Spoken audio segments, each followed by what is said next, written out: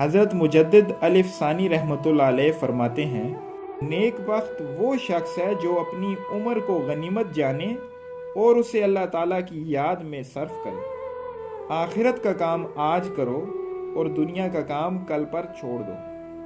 محبوب کے تابع ہو جانے کی وجہ سے محبوب کی ہر چیز محبوب ہو جاتی ہے۔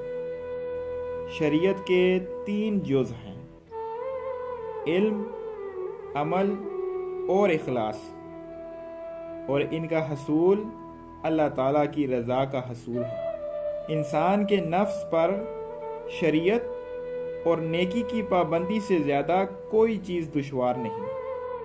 سب سے بڑی نیکی یہ ہے کہ شریعت کی ترویج اور احکام الہی کے فروغ کے لیے کوشش کی جائے۔ اخلاص مقام رضا کا لازمی نتیجہ ہے، مگر ہزاروں میں سے کوئی ایک اس دولت کو حاصل کر سکتا ہے۔